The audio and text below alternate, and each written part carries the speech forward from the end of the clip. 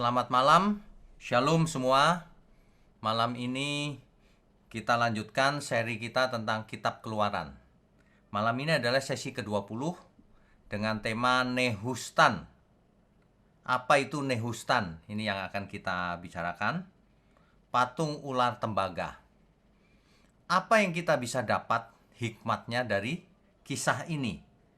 Sebenarnya semua kisah di Alkitab itu luar biasa kalau kita mengerti. Ya, untuk itu mari kita siapkan hati, pikiran, mari kita berdoa lebih dulu. Mari kita berdoa. Bapa di surga, kembali kami hadir berkumpul di ruang Zoom dari anak-anak-Mu dari segala penjuru, bahkan sampai dari ujung-ujung dunia.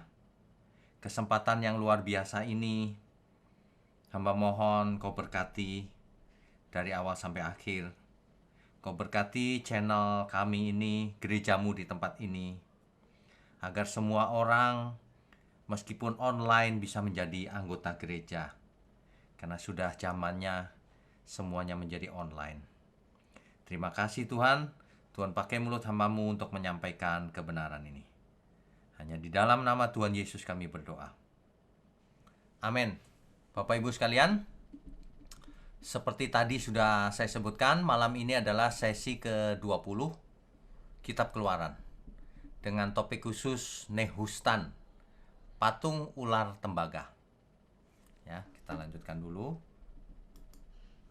Ya.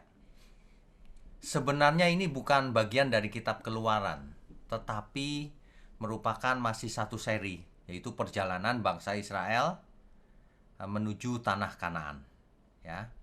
Saya ambil dari Bilangan pasal 21 ayat 4 sampai 9. Kita perlahan-lahan harus mengerti ya. Mulai dari ayat keempat.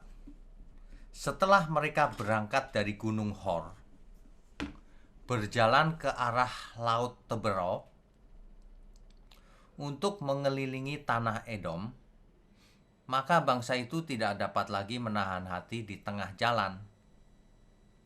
Lalu mereka berkata-kata melawan Allah dan Musa.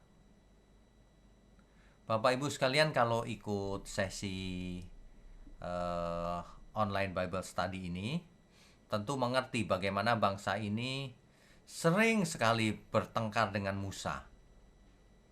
Sering sekali menunjukkan tegar tengkuknya. Sedikit-sedikit ngajak berkelahi kepada Musa. Padahal mereka melihat banyak sekali mujizat. Ini bukti bahwa mujizat itu tidak membuat seseorang berubah. Bahkan bisa menjadi lebih parah kalau mengandalkan hanya mujizat. Ya. Nah, lalu mereka berkata-kata melawan Allah dan Musa. Mengapa kamu memimpin kami keluar dari Mesir? Supaya kami mati di padang gurun ini. Kalimat ini sering diucapkan loh oleh bangsa Israel. Kenapa kamu bawa aku keluar? Kan enakan di Mesir katanya. Di Mesir ada makanan, timun, daging, bawang merah, bawang putih, katanya begitu. Apakah supaya kami mati di padang gurun ini? Gak ada makanan, gak ada minuman. Padahal bangsa Israel diberi makan roti mana setiap hari oleh Tuhan. Di sesi yang lalu kita sudah bahas ya.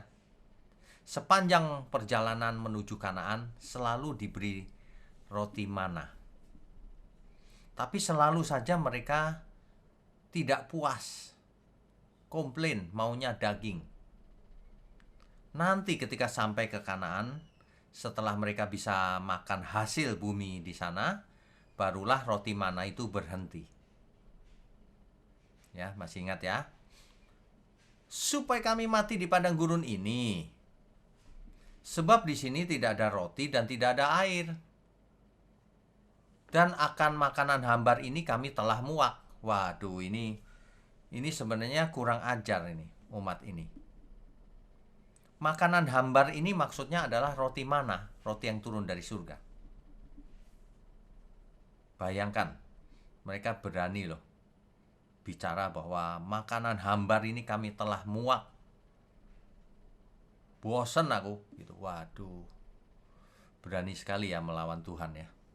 Inilah bangsa yang tegar tengkuk, saudara.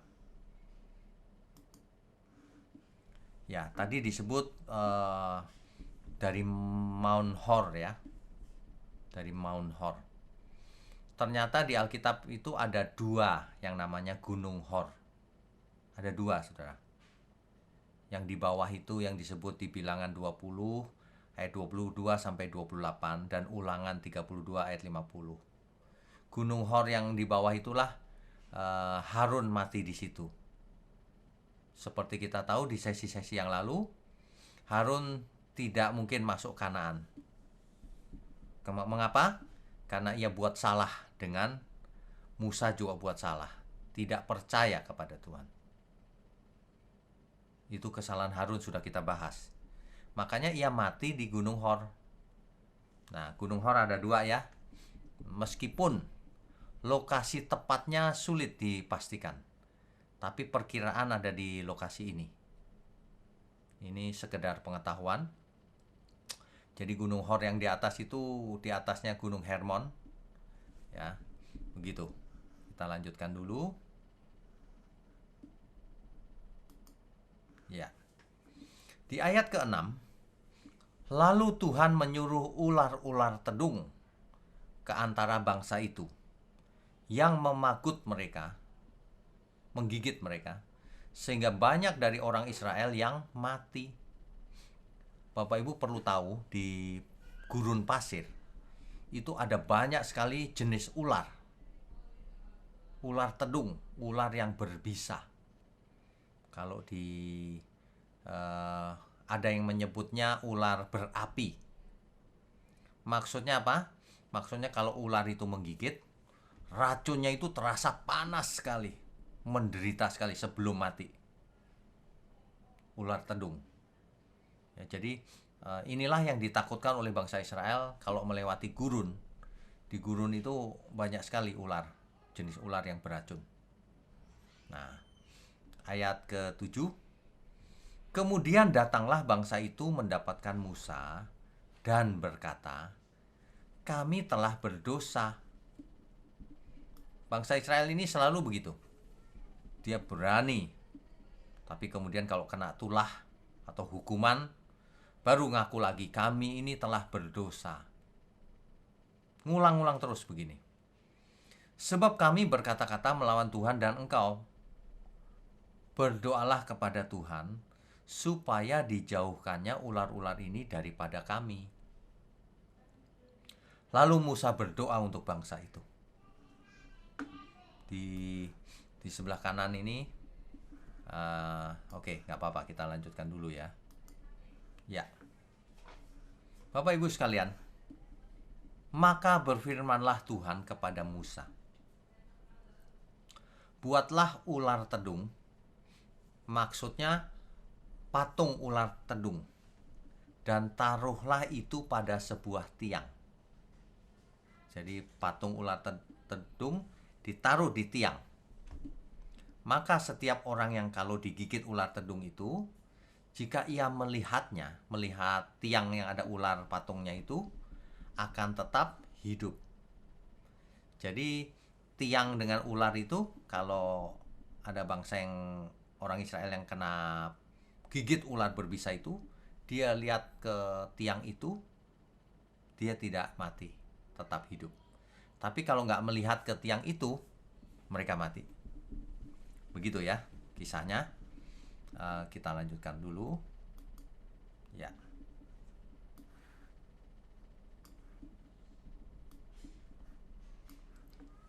Nama patung ular tembaga atau perunggu ini disebut di dalam 2 Raja-Raja 18 ayatnya yang keempat. Saya bacakan ya. Dialah yang menjauhkan bukit-bukit pengorbanan dan yang meremukkan tugu-tugu berhala. Bapak Ibu kalau mendengar tugu-tugu berhala, itu zaman dulu memang banyak sekali berhala yang bentuknya tugu. Tugu itu apa ya? Satu bangunan gitu, seperti tembok yang menjulang ke atas. Nah, tugu-tugu itu berhala, biasanya diukir wajah, misalnya wajah Dewi Asyera gitu. Dewa-dewi diukir di situ, berhala ya. Yang meremukkan tugu-tugu berhala dan yang menebang tiang-tiang berhala. Nah, rupanya berhala ada yang bentuknya tiang juga selain tugu. Dan yang menghancurkan ular tembaga yang dibuat Musa. Rupanya ular tembaga yang dibuat Musa itu dibawa terus, ada terus sampai zamannya Hizkia. Ya. Sejak Musa membuat patung ular tembaga itu, ular tedung tembaga itu, 700 tahun kemudian masih ada patung itu yang dibuat Musa itu, tiang yang ada ularnya itu. Sebab sampai pada masa itu orang Israel memang masih membakar korban bagi ular itu, yang namanya disebut Nehustan. Bapak Ibu sekalian, ini di zamannya Hizkia ini. Rupanya tiang ular itu dibawa terus. Rupanya masih ada di zamannya Hizkia. Dan rupanya orang Israel memperlakukannya begitu istimewa. Dijadikan berhala. Mereka membakar korban, membakar kemenyan di depan tiang yang ada ularnya yang dibuat oleh Musa itu. Yang disebut dengan Nehustan. Itu. Ya. Nah, di masa-masa itu dipercaya bahwa tiang yang ada patung ularnya itu bisa menyembuhkan berbagai macam penyakit juga. Karena mereka percaya dulu ternyata bisa gitu.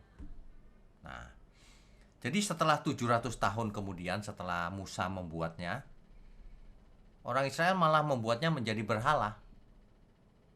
Bakar kemenyan, bakar korban bagi Nehustan itu. Dan akhirnya dihancurkan oleh Raja Hizkia di akhir abad ke-8 sebelum Masehi. Kira-kira 700 sampai 800 tahun sebelum Kristus lahir. Itu kejadiannya. Ya. Oke, kita lanjutkan dulu.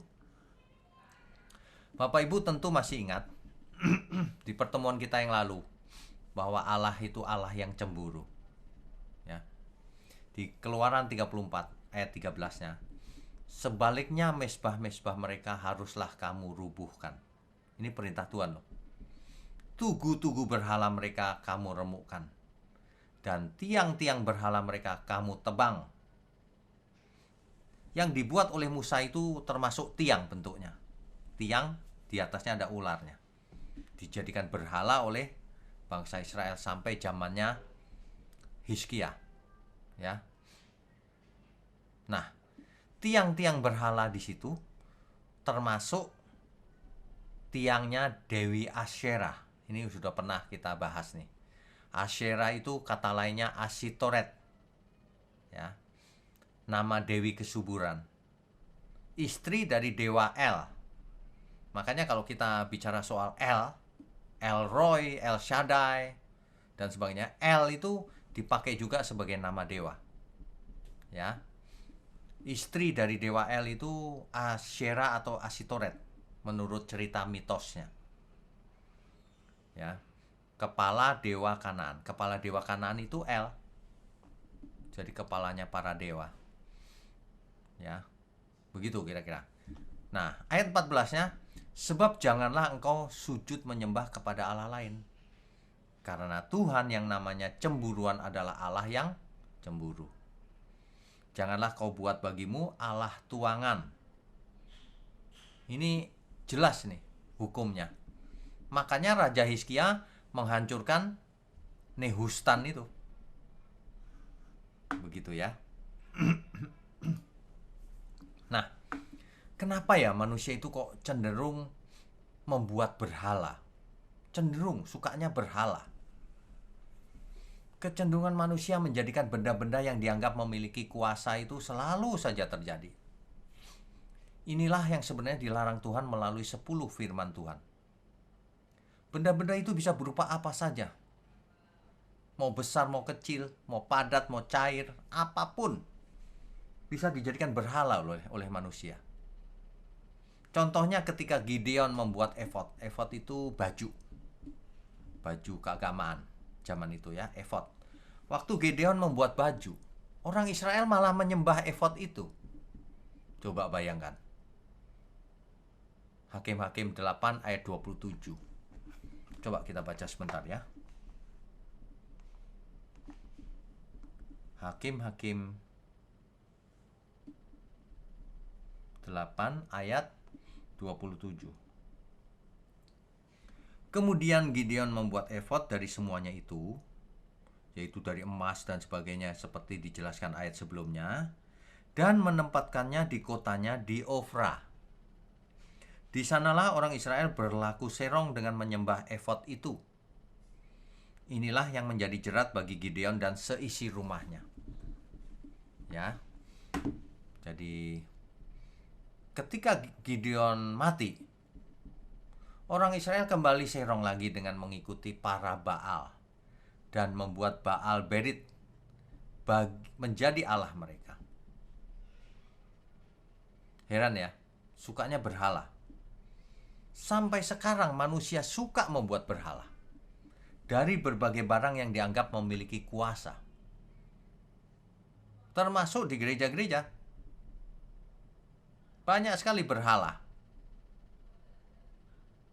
Ada yang berupa minyak urapan, dijadikan berhala.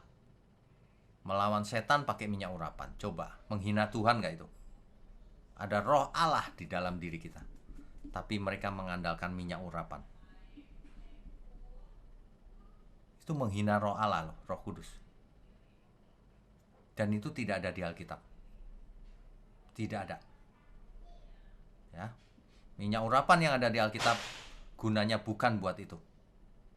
Gunanya kalau orang sakit dioles saja. Jangan membuat berhala. Kadang-kadang ada, kalau sudah tur ke Israel pulang membawa batu. Ini batu Israel gitu, disimpan-simpan. Itu berhala itu. Ada yang membuat patung, berdoa di depan patungnya. Berhala. Ya. Manusia sukanya berhala. Ada lagi yang membuat ramuan-ramuan khusus, kata teman saya sih nggak tahu bener apa enggak. Ramuan khusus dibuat untuk melawan setan katanya. Ini bentuk berhala-berhala ini. Ya. Saya ingatkan kita semua, jangan pernah punya berhala. Kita tidak membutuhkan apapun untuk melakukan setan, untuk melawan setan. Mengapa? Ada roh Allah tinggal dalam diri kita. Yang paling penting adalah kita hidup benar, lakukan bagian kita, hidup kudus. Maka kuasa Tuhan akan turun lewat hidup kita. Amin ya Bapak Ibu ya. Oke, kita lanjutkan. Nah, peristiwa adanya Nehustan ini ada sambungannya di Perjanjian Baru rupanya. Ya. Kalau Nehustan itu patung yang dibuat oleh Musa, tiang yang ada patung ularnya itu Bilangan 21 ayat 4 sampai 9 ya. Nanti bisa dibaca ulang. Di Perjanjian Baru Tuhan Yesus yang menyebut hal itu. Coba kita perhatikan Yohanes pasal 3. Ya. Yohanes pasal 3. Ayatnya mulai yang 14 sampai 16. Dan sama seperti Musa meninggikan ular di padang gurun, demikian juga Anak Manusia harus ditinggikan, supaya setiap orang yang percaya kepadanya beroleh hidup yang kekal. Karena begitu besar kasih Allah akan dunia ini, sehingga Ia telah mengaruniakan anaknya yang tunggal, supaya setiap orang yang percaya kepadanya tidak binasa, melainkan beroleh hidup yang kekal. Bapak Ibu sekalian, jadi sebenarnya semua yang di Perjanjian Lama itu nanti di Perjanjian Baru digenapi. Ya. Perhatikan, bentuk tiang dan salib sama. Jadi mirip-mirip gitu. Kalau dulu ular yang di apa? Ditaruh di tiang itu. Di Perjanjian Baru Tuhan Yesus sendiri yang menjelaskan hal itu. Ya, firman Tuhan yang menjelaskan hal itu di kitab Yohanes, bahwa yang naik ke tiang gantungan itu adalah Tuhan Yesus. Ya, oke. Jadi di Perjanjian Baru disebut di Yohanes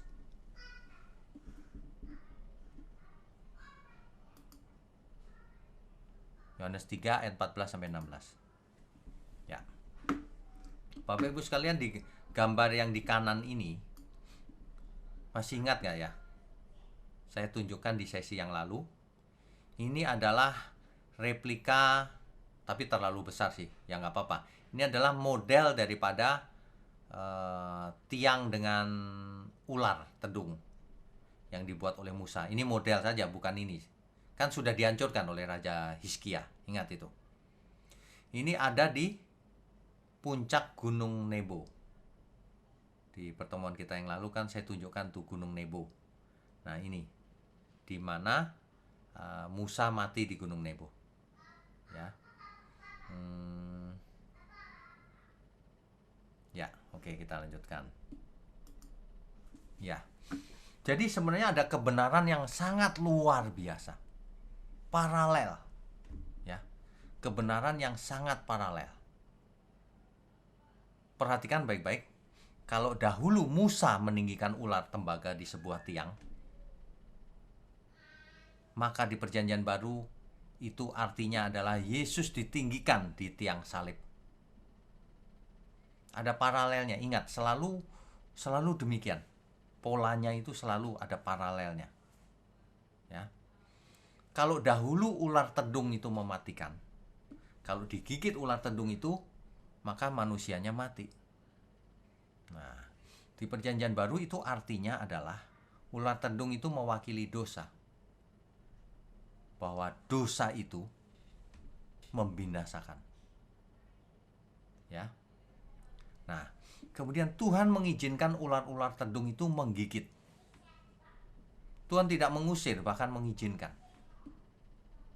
Di Perjanjian Baru artinya Tuhan mengizinkan kodrat dosa itu melekat pada manusia. Manusia digigit oleh dosa itu. Nah, faktanya kita hari ini memiliki natur dosa nggak dalam daging kita? Masih punya. Ya. Solusinya apa? Perhatikan, yang memandang ular tembaga itu akan hidup walaupun digigit ular tedung. Itu artinya yang sebenarnya adalah yang memandang Yesus akan selamat, tidak binasa. Meskipun pernah digigit oleh dosa. Meskipun kodrat dosa masih nempel di dagingnya. Jelas ya? Nah, tentu saja diperlukan iman. Kalau orang nggak percaya melihat ular tedung itu, ya nggak bisa. Sama dengan ini. Memandang Yesus itu bukan mandang dengan mata.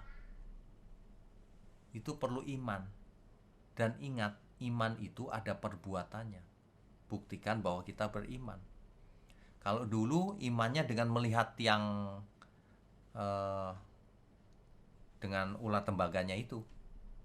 Kalau hari ini kita melihat Yesus, Yesusnya nggak kelihatan secara fisik. Melihat itu artinya meneladani Tuhan Yesus, mengenakan pikiran perasaan Tuhan Yesus, ya, dengan iman melakukan tindakan atau perbuatan-perbuatan iman. Jadi ini paralel loh Bapak Ibu, ya, paralel, jelas sekali. Kalau dahulu ular tedung itu yang ditaruh di tiang gantungan itu melambangkan dosa yang dipakukan di kayu salib. Ya. Sang Mesias juru selamat seperti ular itu dipakukan di kayu salib. Paralel ya. Ini luar biasa loh. Rahasia ini tidak banyak orang yang tahu. Padahal Perjanjian Lama selalu membawa kita pada pengertian yang lengkap di Perjanjian Baru. Ya. Mengerti ya?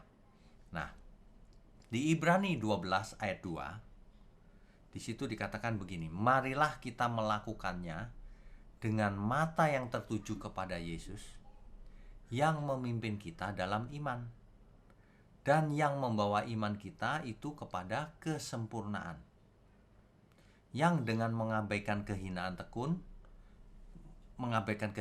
tekun memikul salib, ganti sukacita yang disediakan bagi Dia, yang sekarang duduk di sebelah kanan tahta Allah. Mengerti ya Bapak Ibu ya? Kitab Ibrani pasal 12. Di ayat pertamanya, sebelum ayat 2 ini, karena kita mempunyai banyak saksi, bagaikan awan yang mengelilingi kita, marilah kita menanggalkan semua beban dan dosa yang begitu merintangi kita, dan berlomba dengan tekun dalam perlombaan yang diwajibkan bagi kita. Ingat baik-baik. Jadi kalau dahulu orang cukup memandang Nehustan itu, yaitu tiang dengan patungnya ular tembaga itu, orang akan sembuh. Tapi itu kalau digigit ular. Tapi kalau kodrat dosa, ini memandang Yesus. Bagaimana caranya? Ini dia. Kita itu punya banyak saksi loh yang melihat kita bagaikan awan yang mengelilingi kita. Marilah kita menanggalkan semua beban dan dosa. Jangan buat dosa lagi maksudnya. Kalau tetap berbuat dosa ya percuma pengorbanan Tuhan Yesus. Dosamu gak diampuni. Ya, sederhana saja. Jadi iman itu harus ada perbuatannya.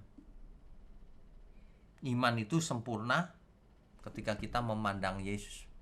Artinya mengenakan pikiran perasaan Tuhan, meneladani Tuhan Yesus, melakukan kehendak Tuhan.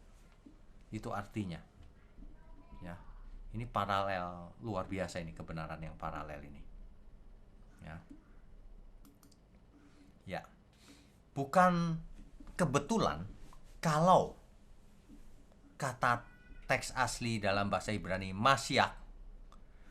Tunggu ya, saya lingkari ya supaya Bapak Ibu bisa melihatnya. Ini kata Mashiach dalam bahasa Ibrani artinya Mesias. Kalau dihitung nomor gematrianya, gematria itu orang Yahudi itu punya satu teknik hitung-hitungan gitu. Ya. Nah, ini Mashiach itu kalau dihitung 358 jumlahnya, angkanya. Sedangkan ular, yaitu nakas, sama 358. Seolah-olah kebetulan ya Bapak Ibu ya. Ini luar biasa loh. Alkitab kita itu luar biasa, tidak mungkin rekayasa. Gak bisa dipas-pasin, namanya bahasa bagaimana ngepas-ngepasin. Mesias itu sama dengan ular itu, angka gematrianya. Apa artinya? Sang Mesias itu yang dimaksud dengan ular di atas, ular tembaga di atas tiang itu sebenarnya bayangan dari yang akan terjadi, yaitu Mesias. Ular tembaga itu bayangan dari Mesias yang membuat orang sembuh, yang membuat orang tidak binasa.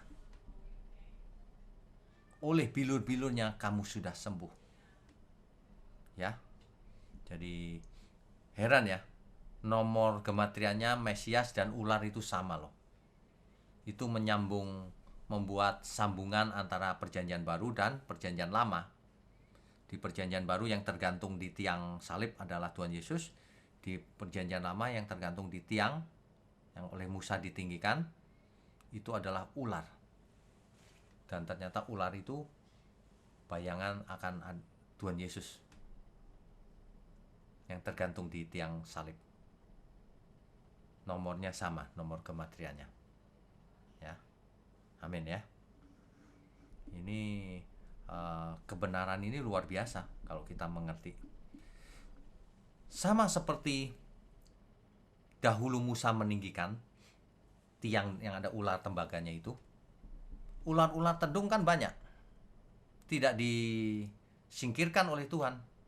Sama hari ini, ular tedung atau dosa itu tidak disingkirkan, masih melekat di daging kita, natur dosanya ya. Tapi kita sudah diampuni, cuma natur dosanya masih ada, dibiarkan oleh Tuhan. Mengapa? Itu bagian kita yang harus menguasainya, mematikan diri, menanggalkan beban dan dosa. Itu maksudnya ya. Jadi manusia harus berusaha mengalahkan kedagingannya, melepaskan beban dan dosa. Manusia harus berusaha kalau memang mengasihi Tuhan, kalau memang mau memandang Yesus supaya selamat. Itu maksud memandang itu di situ. Amin ya.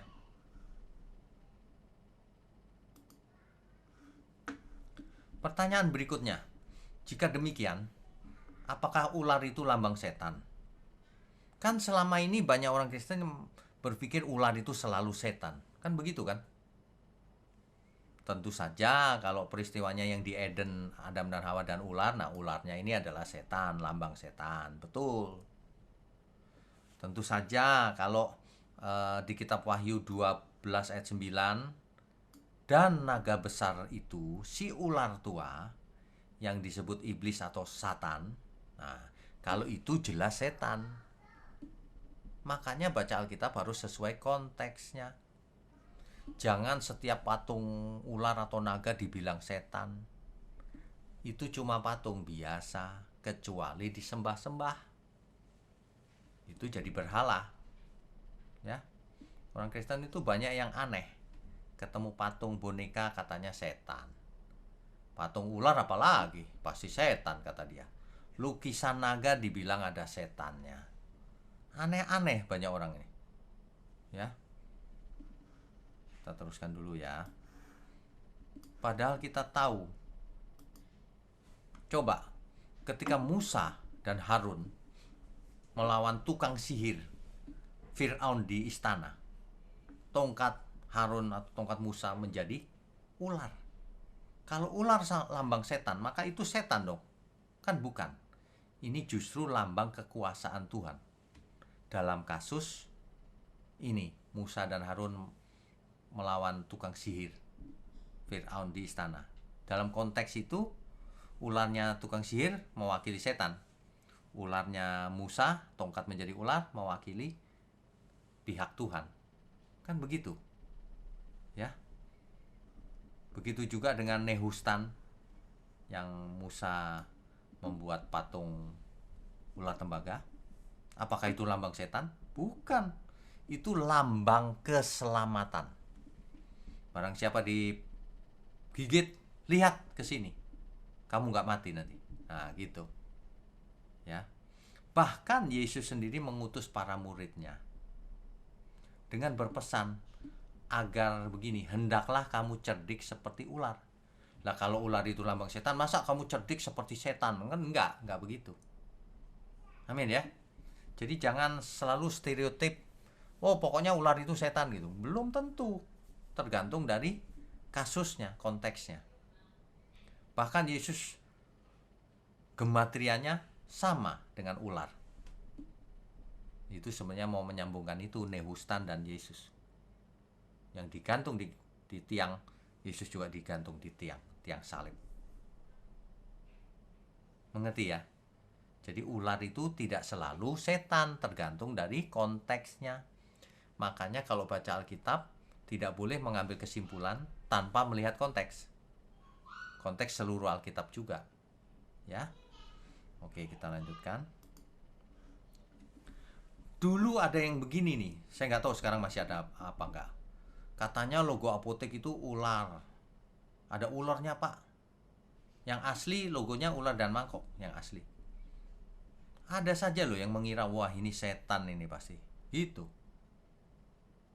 Memang sih lambang ini asalnya dari dewa-dewi mitos Yunani, ada betul. Yang merupakan lambang kesehatan, dewa kesehatan dan sebagainya lah. Ada hubungan dengan kesembuhan dan kesehatan, ya. Tapi itu kan cuma lambang. Bukan ada setannya, bukan. Lambang mitos, mitos Yunani. Ya. Hari ini kita sering memakai istilah atau lambang yang berasal dari mitos-mitos kuno loh. Kalau itu tidak boleh, maka kita juga tidak boleh memanggil El. El itu sebutan kepala dewa Kanaan. Suaminya Dewi Asyera atau Asitoret. Yang penting bukan itunya. Ya, ada banyak sekali nama-nama hari kita juga banyak yang berasal dari dewa, mitos Yunani. Bahkan Elohim sendiri dipakai untuk menyebut para dewa. Ya.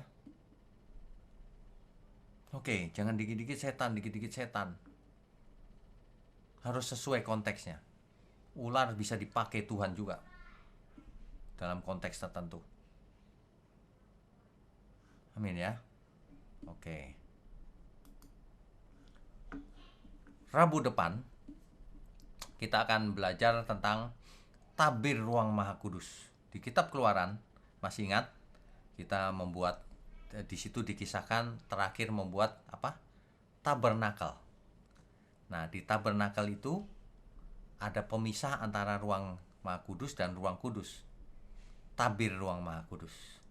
Itu akan kita bahas secara khusus Rabu depan. Ya. Pastikan Bapak Ibu mengikuti terus supaya lengkap ya. Kita tinggal mungkin 1 atau 2 kali lagi kitab Keluaran selesai Bapak Ibu. Nanti kita lanjutkan dengan kitab Imamat. Bayangkan Bapak Ibu kalau ikut ini terus lengkap. Ya. Sekali belajar tapi kena semuanya. Jadi sayang sekali ada banyak orang belum tahu atau tidak mau belajar. Sukanya bikin berhala, sukanya hidup gampang. Ini menyedihkan sebenarnya. Ya. Sampai hari ini banyak orang membuat berhala. Seandainya patung yang dibuat oleh Musa itu ada zaman sekarang, jangan-jangan orang berziarah ke patung itu. Makanya kalau kita perhatikan di Alkitab, semua dihancurkan tuh. Semua dihancurkan, bahkan ada yang hilang. Dibiarkan hilang oleh Tuhan. Coba bayangkan kalau tabut perjanjian masih ada. Wah, banyak orang bisa menghormati di depannya, dijadikan berhala. Tuhan tahu persis itu, makanya hilang. Bayangkan kalau bait Allah di Yerusalem masih ada. Wah, bisa jadi berhala itu. Semua orang ingin beribadah ke sana. Padahal Roh Allah sudah tinggal dalam diri kita. Bayangkan tuh, betapa bahayanya berhala. Ya. Praktek-praktek minyak urapan, praktek apa lagi ya? Dengan garam mengusir setan, itu pikiran manusia murni itu. Itu buat berhala-berhala modern tuh sebenarnya. Ya. Nggak baca Alkitab sesuai konteksnya. Kita nggak boleh begitu, Bapak Ibu. Kita harus belajar Alkitab sesuai konteksnya. Kita harus mengerti dengan benar, hidup benar.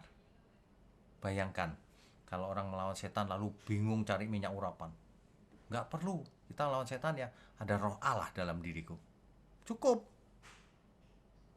Coba dipikir baik-baik mana yang benar. Ya. Ini bukan soal mengkritik siapa atau siapa. Enggak, ini kebetulan topiknya berhala. Ya terpaksa harus saya beritahukan contoh-contoh berhala banyak. Bahkan Alkitab bisa dijadikan berhala loh. Diperlakukan sangat istimewa. Nanti kalau mau ngusir setan bawa Alkitab. Setan gak takut sama Alkitab. Setan hafal ayat-ayat Alkitab. Masih ingat ya? Tuhan Yesus dicobai oleh si iblis. Dicobai dengan cara apa? Dengan Alkitab. Dengan kitab suci. Cuma dipleset-plesetkan tujuannya. Amin ya Bapak Ibu ya. Amin. Oke, malam ini sampai di sini kita lanjutkan dengan diskusi dan tanya jawab. Silakan. Ya, baik kita sambung dengan tanya jawab. Belum ada yang angkat tangan, Pak. Oh, belum ada yang nanya. Ya, ada Bapak Hari. Silakan, Pak. Pak Hari silakan. Eh, umpama kita menyimpan barang orang yang sudah meninggal untuk kenang-kenangan, itu apakah bisa disebut berhala?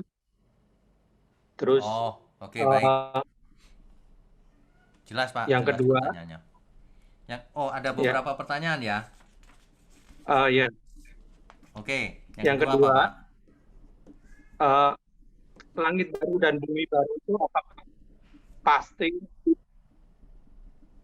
state terakhir dari rencana Tuhan? Karena kalau melihat yang dikumpulin nanti kan manusia ya, semuanya punya keinginan sendiri-sendiri, apalagi dengan keinginan bebas yang diberikan, apa nanti kacau lagi dan mesti di restart lagi seperti Oke, mengerti Pak. dunia yang ada. Pertanyaannya jelas. Oke. Ya. Oke, saya jawab dulu ya yang pertama ya. Jadi begini Pak. Yang pertama itu apakah menyimpan barang-barang orang yang sudah mati itu termasuk berhala gitu ya? Tergantung Pak. Kalau cuma disimpan toh ya enggak lah Pak. Misalnya untuk kenang-kenangan ya enggak. Tapi kalau disimpan lalu diperlakukan dikasih kembang, berdoa di depannya dan seterusnya ya jadi berhala. Kan kadang-kadang ada bahkan abu. Kalau dikremasi kan ada abunya tuh. Dititipkan misalnya. Kan ada tempat sewa titip itu Pak. Nah kalau itu dititipkan ya bukan berhala lah Pak. Itu kan menyimpan aja. Kok berhala itu diperlakukan, dihormati, disembah-sembah gitu. Kita datang nengokin gitu. Bagaimana? Kita datang setahun sekali, kita datang nengokin gitu, masih boleh. Nengokin untuk apa Pak? Abu Kalau nggak bisa ditengok. Rumah abu Nggak bisa ditengok Pak. Apa yang ditengok? Nggak, kan kita bisa datang cuman ada yang pakai sesajen. Kalau kita ya cuman datang mengenang yang udah meninggal gitu. Kalau sesajen udah pasti itu berhala Pak. Ya betul. Kalau cuma datang mengenang dan bayar sewa terutama, jangan nggak bayar. Ya betul. Ya nggak apa-apa lah Pak. Sama dengan gini, orang ke kuburan boleh nggak ya? Loh ya boleh, bersih-bersih, bayar sewa. Tapi kalau berdoa sama yang mati ya nggak boleh. Kan gitu.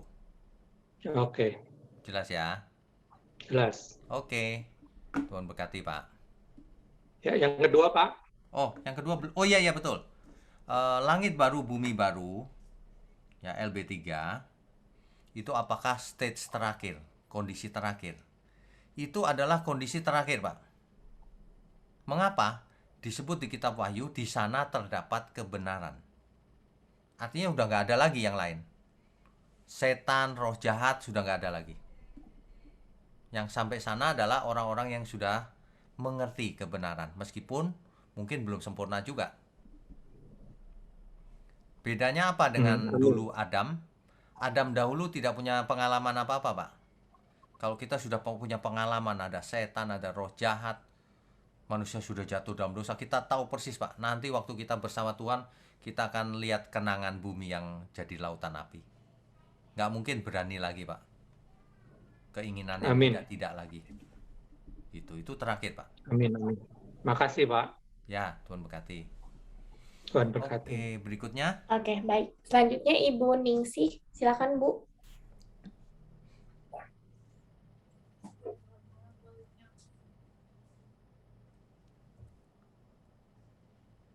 Silakan Bu Ningsih. Terdengar suara saya Pak? Kecil suaranya. Pak, saya besar. Nah, udah.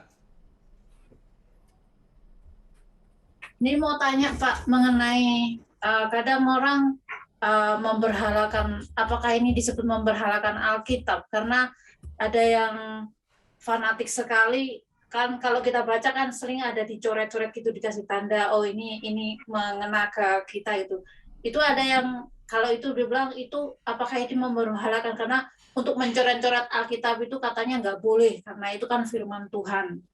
Terus ada lagi Terus kalau menaruh Alkitab di lantai itu juga nggak boleh, itu kan firman Tuhan. Nah itu apakah itu memperhalakan Alkitab atau gimana Pak? Sebenarnya itu bukan memberhalakan sih. Kalau kita taruh Alkitab di bawah, hati kita apa maksudnya? Kalau merendahkan ya itu menghina Alkitab. Kalau taruh di bawah karena memang nggak ada lokasi sama sekali, sebenarnya Tuhan lihat hati kita, Bu. Bukan lihat lokasinya. Begini misalnya, saya menghormati Alkitab loh. Kalau di rumah saya itu saya taruh paling tinggi supaya dia paling terhormat, bukan gitu. Kalau itu kan pikiran fisik ya. Kalau mau paling tinggi berarti harus ada di atap genteng. Kan nggak gitu juga ya. Nah makanya bukan soal posisi, soal hati kita. Bagaimana memperlakukannya. Di stabilo, dicoret itu kan dalam rangka supaya kita mengerti.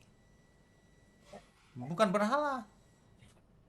Beda dengan ku coret-coret karena aku nggak percaya. Nah itu bukan berhala juga, tapi kamu menghina Alkitab.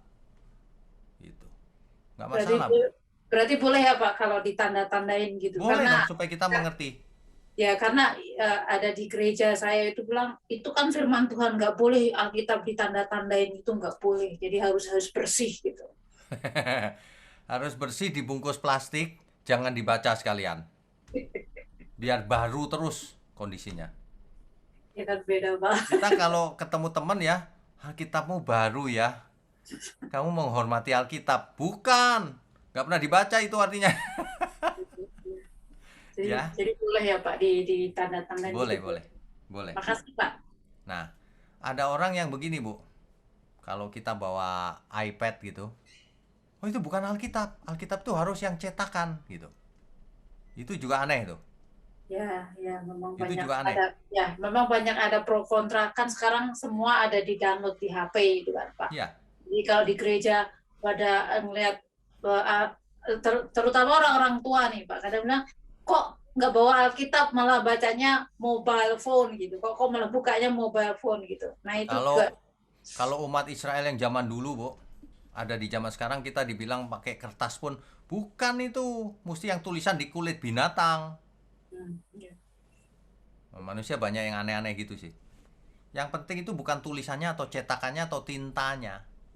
Yang penting itu kita mengerti atau tidak. Begitu. Makasih Pak. Ya, Tuhan berkati. Oke, berikutnya. Ya, selanjutnya Ibu Yunita, silakan Bu. Bu Junita. Nah ini baru ikut langsung nanya ya Bu. Silakan. Iya Pak. Yang tentang Matius 10 ayat 16 itu tadi Pak. Ya. Yang atas. Ya, kenapa Bu? Yang hendaklah kamu cerdik seperti ular dan tulus seperti merpati, itu pengertiannya bagaimana ya Pak? Oh, maksudnya begini. Kalau kita baca lengkapnya ya, lihat aku mengutus kamu. Ya. Aku mengutus kamu seperti domba ke tengah-tengah serigala. Maksudnya kita itu ada di tengah-tengah dunia yang gelap yang berbahaya, Bu. Nah, oleh sebab itu hendaklah kamu cerdik. Kita harus pintar, Bu. Tapi tulus. Orang yang pandai tapi tidak tulus itu berbahaya. Itu liar. Orang yang tulus tapi tidak pandai itu nggak bisa juga menjelaskan kebenaran. Kita harus pandai dan tulus.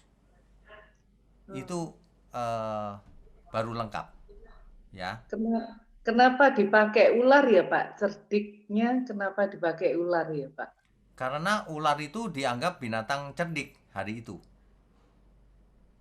Kalau Ibu baca kitab Kejadian, adapun ular adalah binatang yang paling cerdik, gitu kan?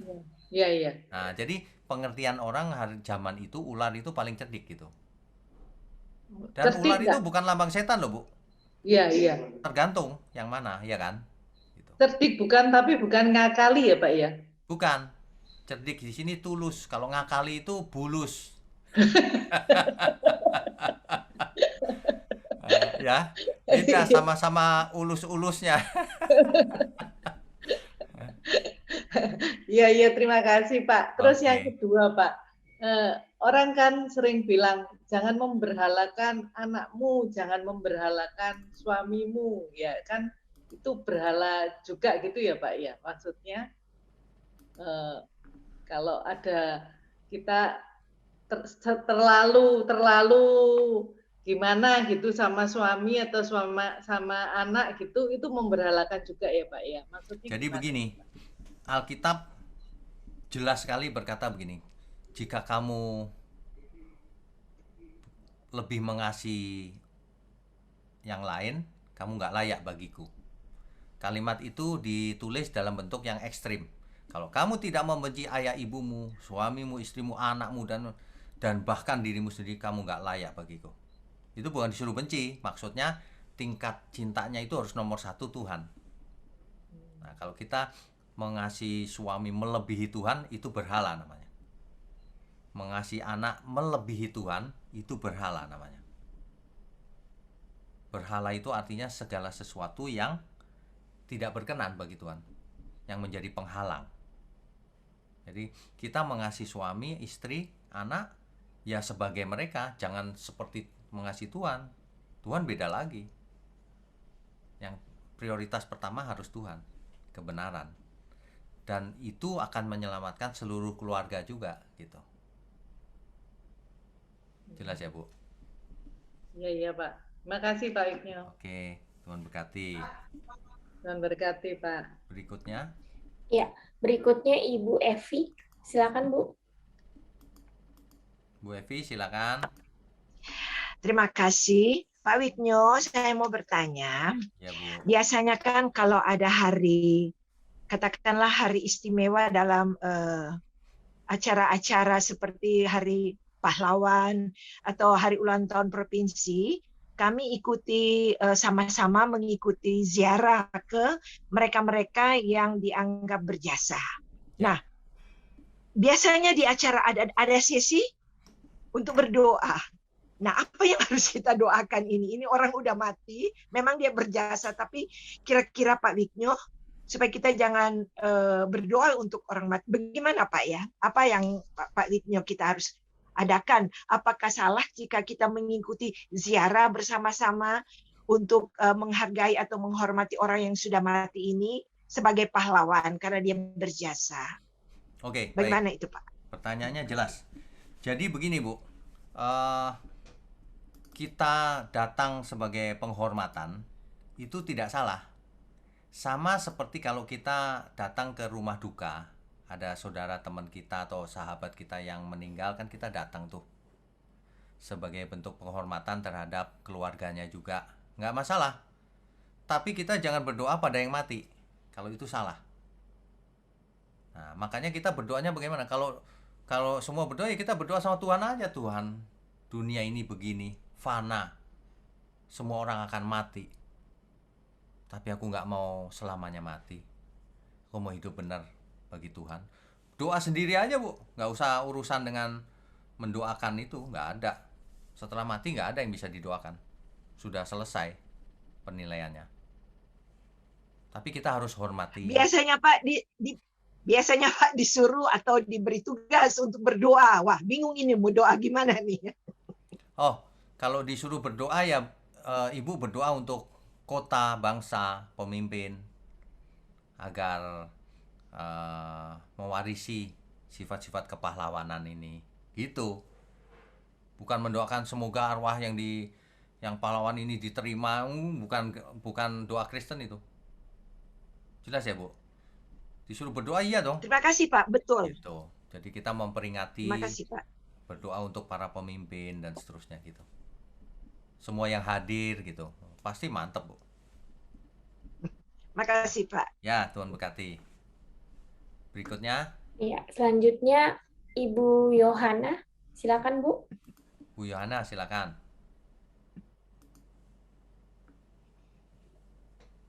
Bisa di-unmute Bu. Ya, sudah. Shalom, selamat malam Pastor. Shalom. Ada 2 pertanyaan yang ingin saya tanyakan Pastor. Ya. Yang pertama, berarti Nehustan itu dibuat tidak untuk disembah ya Pastor oleh umat Israel. Ya, Karena betul. pikiran kita kan kok Tuhan itu kok buat patung, lalu umat Israel itu melihat biar sembuh. Padahal kan Tuhan sendiri tidak ingin umat Israel itu menyembah patung. Betul. Jadi 10 firman Tuhan itu kan berkata jangan kau membuat patung yang serupa apapun dan berbakti kepadanya. Nah, yang ini kan perintah Tuhan sendiri, tapi tidak disuruh berbakti loh. Lihat saja, kamu akan selamat. Nah, kesalahan manusia adalah menganggap itu keramat, punya kuasa, lalu dijadikan berhala. Padahal maksud Tuhan tidak demikian. Gitu. Maksud Tuhan adalah itu adalah bayangan yang akan terjadi nanti di masa depan. Bahwa akan ada yang naik ke tiang gantungan, tiang salib itu, yang setiap orang memandang dia selamat. Memandang tentu saja bukan dengan mata, seperti tadi sudah kita bahas. Gitu, Bu. Betul, tidak boleh jadi berhala. Begitu juga hari ini. Jangan punya berhala apapun, ingat itu. Ibu Linda, silakan Ibu. Halo, selamat malam Pak Wikyo. Selamat malam. Sebetulnya saya ingin bertanya, ini mungkin ada ibu-ibu atau bapak-bapak yang sudah tahu jawabannya, tapi biar dari Pak Wikyo sendirilah yang akan mengukuhkan gitu ya, Ya. dengan pendapat bahwa sekarang manusia ini sangat tergantung dengan gadget, Pak. Nah, banyak terutama untuk pendeta-pendeta yang konvensional, yang pendeta-pendeta mungkin yang sudah zaman-zaman dahulu kala gitu kan, mereka mengatakan bahwa kita itu tidak boleh tergantung dengan gadget. Sementara kita ini sangat tergantung dengan gadget. Mereka mengatakan bahwa apabila kita tergantung dengan gadget yang notabene dimanapun, kemanapun tuh kayak nyawa kita sendiri gitu, gadget itu dianggap berhala gitu loh. Nah, dari segi kebenaran, menurut Pak Wikyo itu bagaimana? Apakah memang betul kalau kita sudah tergantung dengan gadget? Kayaknya kalau nggak ada gadget, rasanya ada sesuatu yang akan mengganggu kinerja kita, aktivitas kita dan sebagainya. Termasuk dalam ibadah sekalipun kadang-kadang, waduh nggak bawa handphone, waduh saya sebenarnya harus dengar khotbah dan segala macam. Apakah hal itu menjadi suatu keberhalaan? Karena banyak faktor-faktor yang memang sebetulnya manusia ini sudah kecanduan gitu. Ya. Dari Pak Wikyo sendiri bagaimana nih Pak? Terima kasih Pak. Baik. Gadget itu atau teknologi itu adalah suatu alat. Alat itu bisa negatif digunakan, bisa digunakan secara positif. Bisa membuat orang ketagihan, bisa membuat orang tidak ketagihan. Semuanya tergantung. Sama dengan kalau saya bilang begini, jangan punya pisau di rumah, pisau itu bahaya. Loh, kalau pisau untuk mengiris sayur ya nggak apa-apa dong, ya nggak boleh untuk membunuh. Nah sama, gadget-gadget ini sangat berguna. Tapi kalau kita pakai gadget hanya untuk main game, dari pagi sampai malam itu terikat namanya. Atau melihat tontonan yang kurang pantas, nah itu jadi berhala nanti. Hawa nafsunya disalurkan lewat keinginannya, ya kan? Nah, makanya tergantung dipakai untuk apa.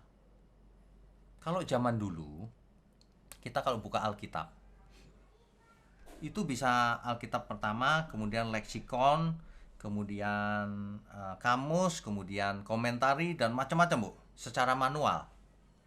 Akibatnya apa? Akibatnya menganalisa satu perikop saja bisa 1 jam lebih. Lama kan buka lembaran nyarinya itu. Tapi sekarang nggak, dengan komputer satu ketukan trek gitu langsung keluar semuanya di layar. Nah, mana yang lebih berguna? Tentu saja yang pakai teknologi. Nah, teknologi itu sangat berguna. Cuma bisa juga disalahgunakan. Nah, lagi-lagi kuncinya ada di manusianya. Manusianya jahat atau tidak, terikat atau tidak gitu. Jadi jangan anti terhadap gadget, tapi gunakan gadget untuk kemuliaan Tuhan. Di 1 Korintus 10 ayat 31 dicatat itu, jika engkau makan atau jika engkau minum atau jika engkau melakukan sesuatu yang lain, lakukan semua untuk Tuhan. Baik. Gitu. Baik. Ya. Terima kasih Pak Wigyo. Oke, Kita Tuhan lebih berkati. paham lagi sekarang. Ya, Tuhan berkati. Kita tidak salah. Enggak, kita nggak salah. Kalau Iya, kalau mikirnya begitu ya kita nggak ada Zoom sekarang, Bu. Jangan pakai komputer, terikat. iya betul. Betul. Tapi yang menjadi suatu keresan saya adalah hari-hari ini, Pak. Kadang-kadang kan mengisi waktu saya buka gadget gitu kan. Nah, memang kalau tadi Pak Wikyo mengatakan prinsipnya kalau kita membuka gadget dan untuk kebaikan, untuk hal-hal yang baik, untuk hal-hal yang sifatnya ilmu, saya tidak takut lagi. Sekarang kan terutama anak-anak lah, Pak. Jadi saya mengingatkan juga kepada anak saya gitu kan. Jadi kadang-kadang zaman sekarang mereka sangat tergantung dengan gadget gitu. Ya, benar. Oke. Yang harus dihindari terikat oleh game, Bu. Game atau Ya, pornografi atau apapun yang merusak. Nggak yang boleh. merusak ya, Pak. Betul. Ya. Betul. Baik, Sekarang Pak. ini banyak orang rusak karena judi online. Wah, itu merusak itu. Iya, betul. Ya. Oke. Baik. Terima Ya. kasih Pak Wikyo. Ya, Tuhan berkati, Bu. Tuhan berkati. Ibu Eni, selamat malam. Kita Ibu Eni ya. Iya. Oke. Berikutnya siapa ya? Oke, selanjutnya Bapak Agus. Silakan, Pak. Oh, Pak Agus, silakan. Ketemu lagi kita, Pak. Nah, Salam, selamat malam Pak Wikyo. Selamat malam. Mungkin dari teman-teman sudah banyak bertanya tentang topik ini Pak ya, tapi saya mundur ke belakang karena saya banyak tertinggal Pak. Ya. Saya mau nanya gini Pak, apa bedanya suara hati dan suara Tuhan? Karena saya punya teman Pak, punya kesaksian, dia pernah mati suri Pak, terus dia berkata, saya mendengar suara Tuhan. Kita kan susah membukti apakah benar itu suara Tuhan atau suara lain. Itu pertanyaan yang pertama Pak, silakan. Oke. Jadi sebenarnya suara Tuhan itu bisa berbentuk macam-macam. Misalnya secara audible, langsung dengar lewat telinga, bisa. Tapi jarang juga ya. Seringkali juga Tuhan bicara lewat mimpi. Coba baca Alkitab. Alkitab mengatakan seseorang diberi penglihatan lewat mimpi. Bisa juga. Ya. Bisa dengan berbagai macam kejadian, bisa juga. Tapi bagaimana kita bisa tahu itu suara Tuhan atau bukan? Nah, kita sendiri juga harus peka. Nah, kalau bicara soal kepekaan agak sulit menjelaskannya.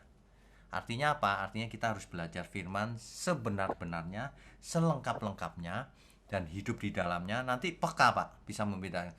Ini benar nih, yang ini. Nah, akhirnya begini. Apakah ini suara Tuhan atau bukan? Yang penting ini benar. Nah, gitu. Mungkin hatiku suara hati sendiri, tapi benar juga, ya nggak apa-apa. Yang penting benar.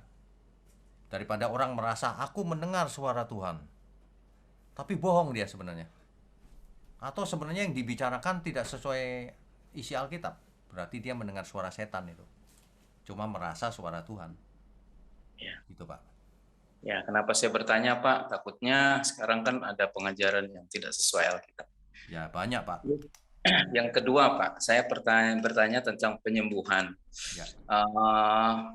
Kalau saya baca dari Injil, baik Matius, Markus, dan Yohanes itu ketika Tuhan Yesus menyembuhkan orang buta dan orang kusta, bahkan Tuhan Yesus itu melarang untuk memberitahukan saya yang nyembuhin, malah dia ngelarang.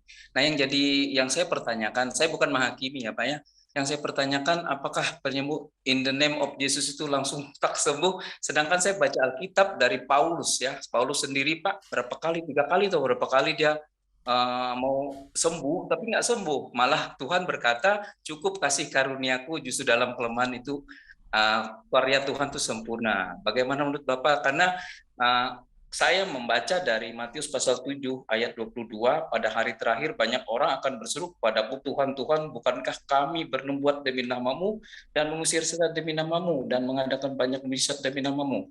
Tapi ayat 23 mengatakan, pada waktu itulah aku akan berterus terang kepada mereka dan berkata, aku tidak pernah mengenal kamu, enyalah daripadaku kamu sekalian pembuat kejahatan. Nah, bagaimana menurut Bapak? Ya. Ketika Tuhan Yesus pertama-tama membuat, di awal-awal pelayanannya membuat mujizat, jangan cerita-cerita dulu. Kenapa? Takutnya orang mencari dia karena mujizat. Padahal Tuhan mau mengajar kebenaran. Takutnya orang mencari hanya karena mujizat. Makanya ada firman yang berkata, kamu cari aku hanya karena roti. Mau ketemu mujizat, gitu loh. Tuhan paling tidak suka orang yang mencari Tuhan karena mujizat. Paling tidak suka, Pak. Itu dihindari. Kalau mencari Tuhan karena memang mau belajar dengan Tuhan, mau jadi ikut Tuhan, apapun yang kehendaknya kita lakukan. Hidup sesuai yang Tuhan inginkan, gitu. Bukan karena ngejar mujizat seperti yang banyak diajarkan. Apakah itu benar apa enggak? Gampang ngetesnya. Sembuh benar enggak? Kalau sembuhnya hanya sebulan 2 bulan lalu mati, ya itu enggak sembuh. Masa kuasa Tuhan cuma tahan sebentar? Tapi kesembuhan yang kalau Tuhan mau sembuhkan pasti sembuh total juga, Pak. Nah gitu. Misalnya saya nih, 2 tahun atau 3 tahun yang lalu kan saya lumpuh tuh 3 minggu. Saya tengking dalam nama Yesus, langsung berdiri saya, Pak. Langsung sembuh. Nah itu pasti mujizat. Nah gitu loh. Tapi saya nggak pernah praktekkan ke orang lain, ngumbar, promosi dan sebagainya. Untuk apa? Yang penting manusia bukan mengalami mujizat. Yang penting manusia mengalami perubahan. Perubahan akal budi. Jangan serupa dengan dunia ini. Itu yang benar. Makanya orang yang cari mujizat tok ditolak Tuhan, Pak.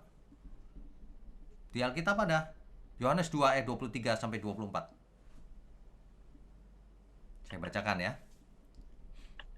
Yohanes 2 ayat 23. Dan sementara ia di Yerusalem selama hari raya Paskah, banyak orang percaya dalam namanya, karena mereka telah melihat tanda-tanda yang diadakannya.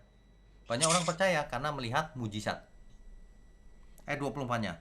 Tetapi Yesus sendiri tidak mempercayakan dirinya kepada mereka, karena ia mengenal mereka semua. Mereka cari aku cuma mau cari mujizat. Nah, sekarang orang-orang diajarin kalau ke gereja cari mujizat tok. Gak ditekan, harus berubah, harus mati dari dosa. Gak ditekan, malah diakalin. Kasih persepuluhan, nanti dibalas Tuhan. Gak ada itu di Alkitab. Kasih persepuluhan, gak usah minta balas. Itu aja kurang. Seluruh hidup kita itu milik Tuhan. Itu yang benar. Orang yang bengkok hatinya itu akan bilang begini, oh ini anti persepuluhan. Bukan. Bahasa Indonesia ngerti nggak sih? 10% itu nggak ada apa-apanya. Hutang kita sama Tuhan itu tidak terbalas. Jadi jangan ngasih 10% diminta lagi. Kamu ngasih apa-apa itu? Nggak diminta lagi juga masih kurang. Seluruh hidupmu harus dipersembahkan untuk Tuhan. Hidup yang benar. Begitu, Pak. Ya, makasih, Pak. Oke, Tuhan berkati, Pak. Pak Agus di mana ya? Saya lupa. Di Kalimantan, Pak. Oh, Kalimantan. Kalimantan mana? Kalimantan Tengah, Palangkaraya, main, Pak. Oh iya, Palangkaraya. Belum pernah saya ke sana. Ya, Pak. Suatu hari, Pak. Ya, Pak. Oke. Berikutnya. Ya, selanjutnya Ibu Meme. Silakan, Bu. Bu Meme, silakan. Shalom, Pak Pendeta Witno. Ya, silakan. Saya ada 2 pertanyaan ya, Pak ya. Ya. Yang pertama tadi saudara kita juga sudah bertanya tentang itu orang mati ya. Ya. Ibu dari kecil saya sudah melihat gitu ya Pak, orang yang mendoakan orang yang mati gitu, itu berhala juga ya kan Pak. Tapi kalau para pendeta yang mendoakan orang mati gimana juga itu ya Pak ya? Ya itu tidak sesuai Alkitab, Bu. Di Alkitab tidak ada orang yang mendoakan orang mati, nggak ada. Itu tidak sesuai Alkitab. Jadi coba tunjukkan nama saya di Alkitab mana yang ada mendoakan orang mati, nggak ada. Para rasul, Tuhan Yesus, para nabi, semuanya nggak pernah mendoakan orang mati. Kenapa? Karena roh orang mati, kalau ia orang benar langsung di Firdaus. Kalau ia orang tidak benar, langsung ke alam maut. Apanya yang mau didoakan? Sudah selesai. Makanya ketika kita masih hidup, inilah yang kita harus penyucian diri itu sekarang. Bukan nanti setelah mati disucikan. Bukan. Telat. Setelah mati udah masuk ke alam maut atau Firdaus. Begitu, Bu Meme. Oke Pak, terima kasih ya. Yang kedua Pak, gini, kan kalau orang non-Kristen kan sering, contoh lah orang agama Buddha gitu ya, sering mempersembahkan makanan itu kepada dewa-dewa gitu ya. Oh ya. Nah, jadi kan seperti mak mertua saya, dia kasih makanan ini yang sudah disembah, terus seperti saya orang Kristen lah. Apa boleh saya makan, Pak? Apa itu berhala juga ya, Pak ya? Oke, begini. Di Alkitab ada ini kasus ini. Rasul Paulus ditanya mengenai daging yang dipersembahkan kepada berhala, bolehkah dimakan gitu. Rasul Paulus menjelaskan begini. Ada nggak makanan yang bisa membuat kita najis? Nggak ada. Nggak ada. Ya. Kalau kita mengerti nggak ada. Makan apapun nggak bisa membuat kita berdosa najis, nggak ada. Tetapi, ada tetapinya. Kalau teman kita atau saudara kita melihat kita, loh, kok dia makan makanan berhala ya? Terus dia jadi tersandung. Dia jatuh karenanya. Nah, lebih baik aku tidak makan selamanya makanan itu. Kata Rasul Paulus begitu. Artinya apa? Kalau kita makan ya nggak masalah sebenarnya. Jangan asal ada yang keberatan ya. Kalau yang keberatan, oke deh, aku nggak makan. Gitu. Jelas nggak ya maksudnya ya? Karena makanan nggak bisa membuat kita najis.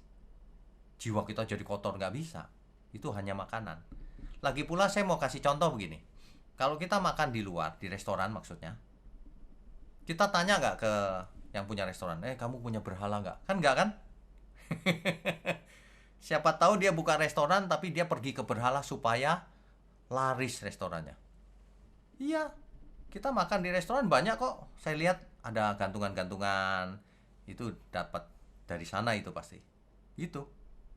Ya, kan kita nggak nanya, kamu tukang masaknya percaya nggak Tuhan Yesus? Nah, kan nggak gitu juga. Enggak. Rasul Paulus berkata gini, kalau kamu makan nggak usah diperiksa-periksa, yang penting hatimu bener, makanan itu nggak pengaruh, gitu. Mengerti ya, Ome ya? Oke, Tuhan berkati. Oke, berikutnya. Oke, selanjutnya Bapak Giustiawan Andreas. Ya. Silakan Pak. Pak Giustiawan, silakan. Selamat malam Pak Migjo. Selamat malam. Pak mau bertanya Pak, keselamatan itu tergantung Allah atau tergantung perbuatan baik kita Pak? Oke, ini pertanyaannya salah. Yang salah pertanyaannya. Keselamatan itu Tuhan yang memulai proyeknya. Tuhan mati di kayu salib, barulah ada kemungkinan selamat. Siapa yang akan selamat? Yang bertobat. Udah, begitu jawabannya. Singkat. Jadi tidak tergantung perbuatan baik kita ya Pak ya? Tergantung dong.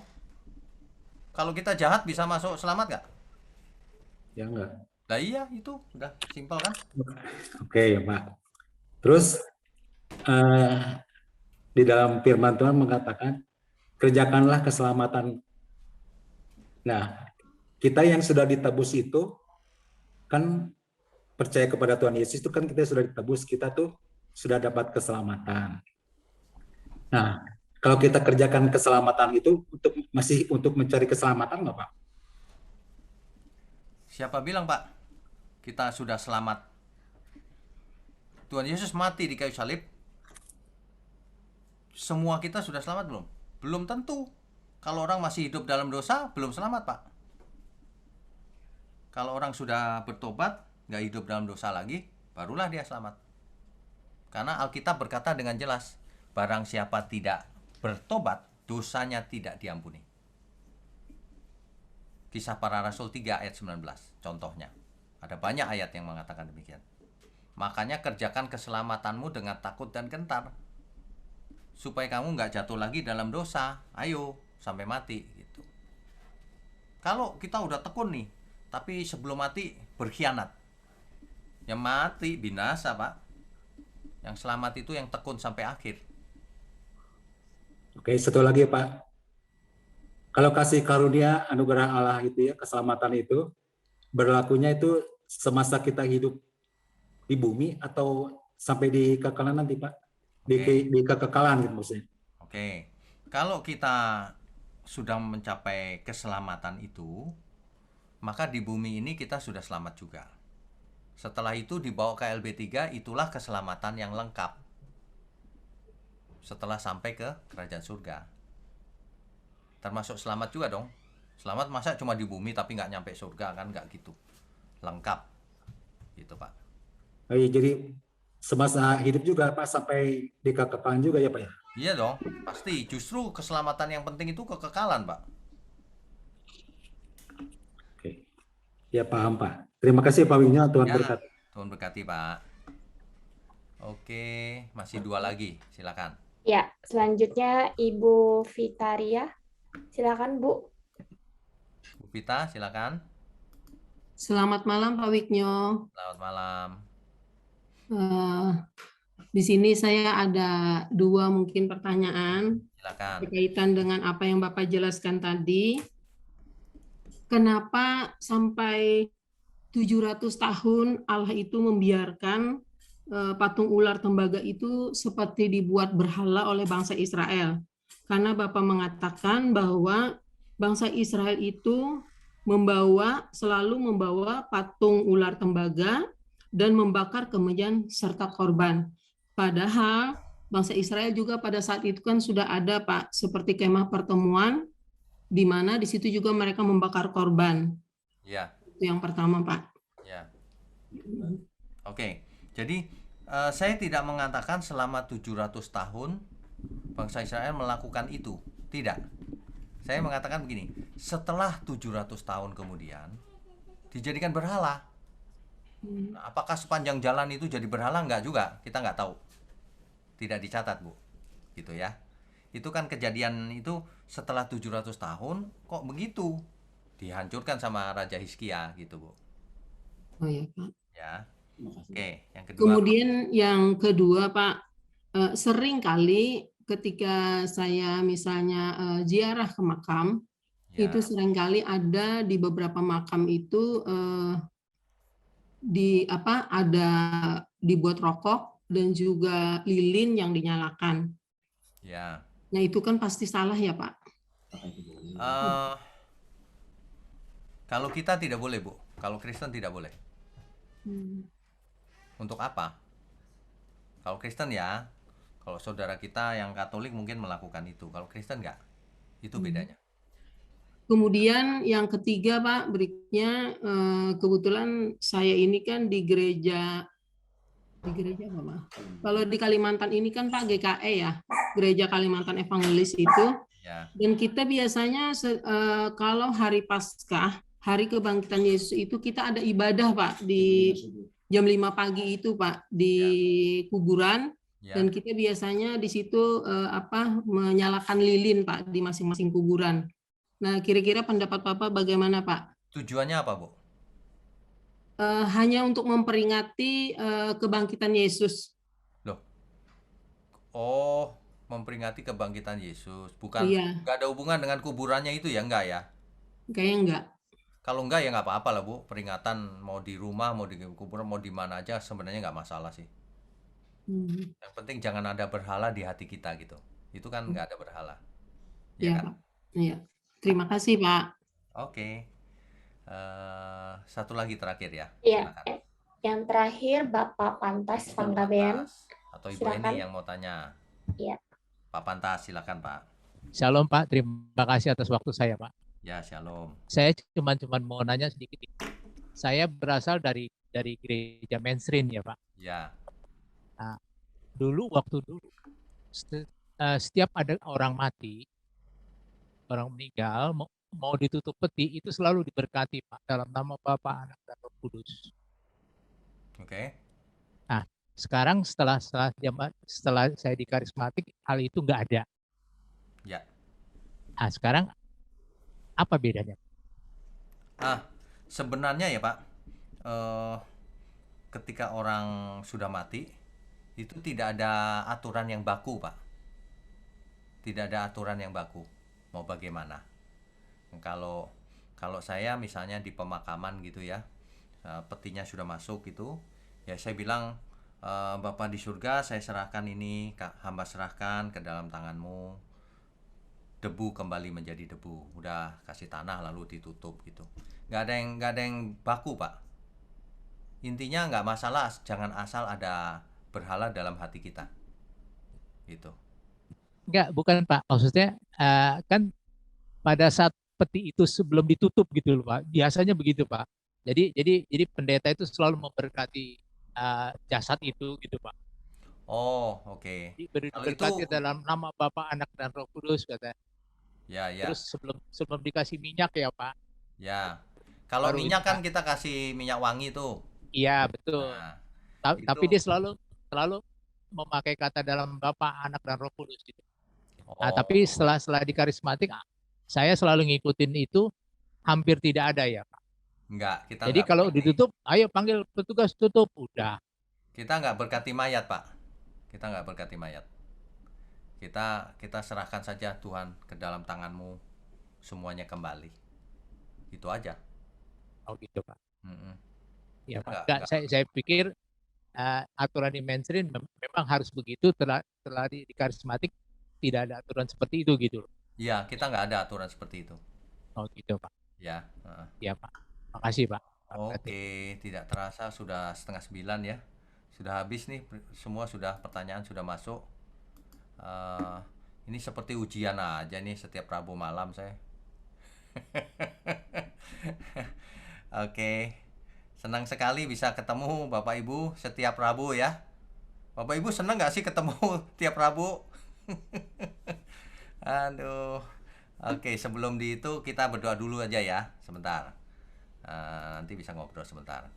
Oke, Bapak Ibu sekalian, kita sudah selesaikan malam ini. Ingat, berapa pertemuan lagi, mungkin sekali lagi sudah selesai nih kitab Keluaran. Kita akan lanjutkan dengan kitab Imamat. Mari kita berdoa. Bapa di surga, terima kasih untuk malam ini. Kami sungguh diberkati oleh firman-Mu, sehingga kami tahu bahwa kami tidak boleh memiliki berhala dalam bentuk apapun. Biarlah hanya Engkau saja Allah kami. Terima kasih, mohon berkati channel ini sehingga menjadi berkat bagi banyak orang. Dari hari ke hari semakin banyak orang yang mau belajar firman-Mu. Berkati gereja-Mu di tempat ini. Berkati juga kami semua yang mendengar firman-Mu, baik secara Zoom maupun nanti di YouTube. Terima kasih Tuhan, hanya di dalam nama Tuhan Yesus kami sudah berdoa dan mengucap syukur. Haleluya. Amin.